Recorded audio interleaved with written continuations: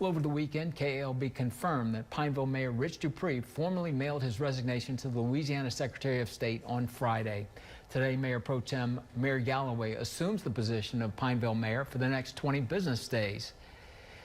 In a statement, Galloway writes in part, quote, "As your Mayor Pro Tempore, I want to assure you that the operations and services of our city will continue to move forward without interruption.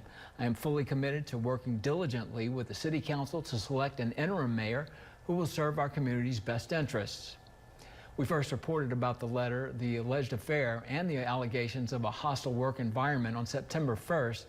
The now former Mayor Dupree first announced his resignation would be effective on October 6th, which under Louisiana law would have required the city to hold a special election for Pineville's next mayor in the spring of 2025. However, 2 days before the original effective date, Dupree delayed it to October 20th, leaving the citizens of Pineville without the option to vote for its next leader. This development was met with a peaceful protest and a letter from the Republican Party of Rapides Parish, who urged Dupree to resign earlier and allow the special election to happen. However, Dupree's last day as mayor seems almost certain to be Sunday, October 20th. And the council will have less than 20 business days to appoint a new mayor. Whether they will call a special session to appoint or wait until their next scheduled meeting on November 12th is not yet clear. It's also not known who will be the new mayor of Pineville.